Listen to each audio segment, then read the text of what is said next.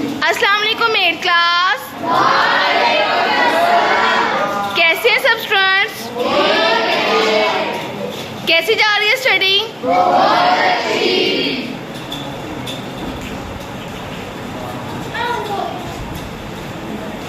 हाँ जी, सही जा रही है स्टडी? पढ़ के आए हो? क्या कल पढ़ा था? हाँ जी, कौन बताएगा कल क्या पढ़ा था हमने?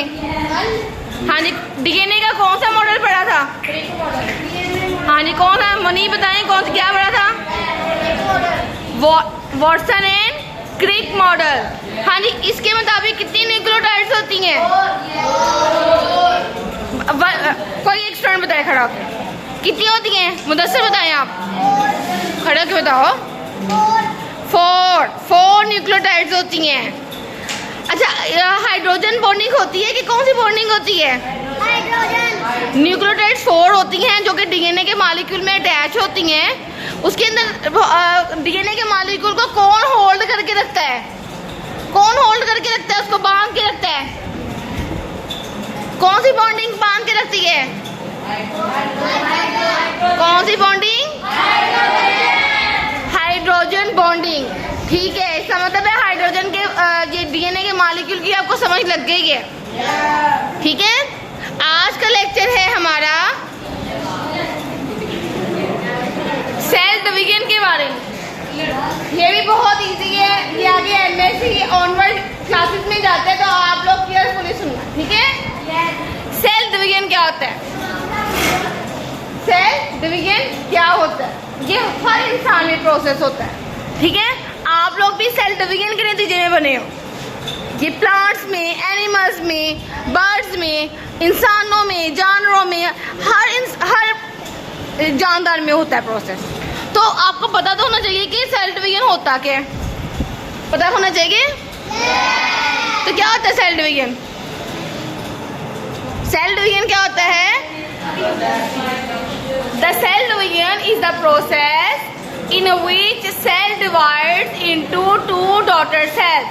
ये वो अमल है, सेल डिवीजन वो अमल है जिसमें एक पेरेंट सेल, इसमें एक अबाई सेल, एक पेरेंट सेल डिवाइड करके टू डॉटर सेल्स बना देगा।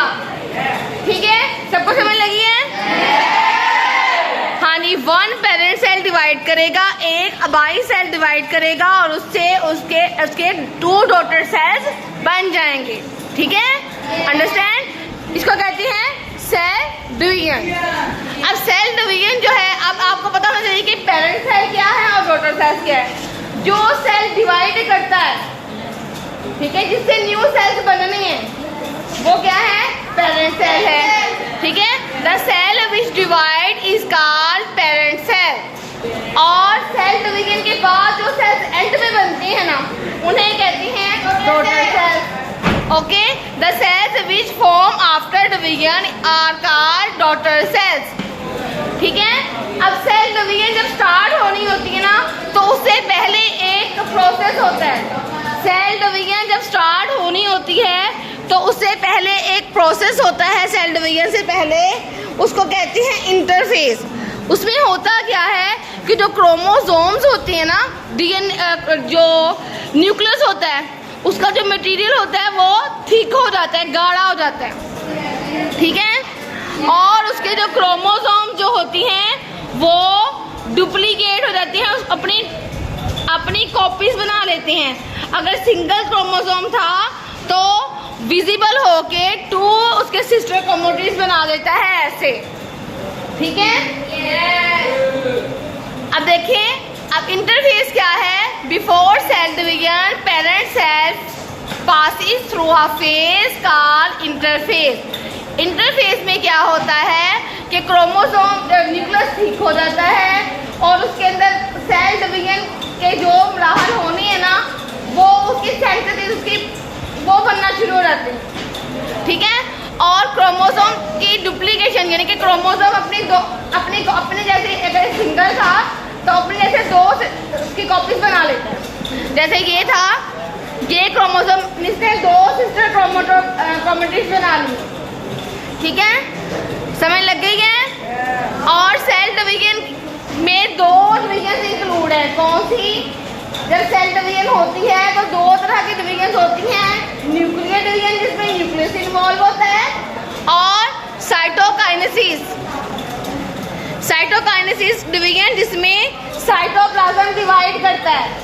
ये आपको मैं माइटोसिस और मियोसिस देखिए कल वाले लेक्चर में आपको डिटेल से बताऊंगी कहाँ न्यूक्लियर डिवीजन हुई है और कहाँ पे साइटोप्लाज्म की डिवीजन साइटोकाइनेसिस हुई है। ठीक है, डिवीजन कितनी किस्म की होती है, दो तरह की। कौन कौन सी, न्यूक्लियर डिवीजन, ठीक है, न्यूक्लियर डिवीजन जिसमें न्यूक्लियस इन्वॉल्व है, और साइटोकाइनेसिस जिसमें साइटोप्लाज्म डिवाइड करता है। ओके, हाँ जी, सेल डिवीजन की सबको समझ लगी है?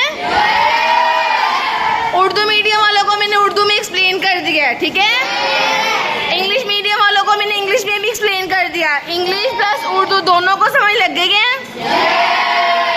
सबको?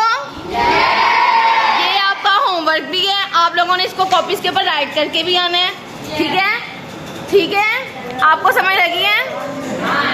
ठीक है, ये आपका जो लेक्चर है वो कंप्लीट हो गया है, सेल डिवीजन और इंटरफेस, और इसमें सेल डिवीजन की में कौन कौन से डिवीजन इंक्लूड हैं। ओके,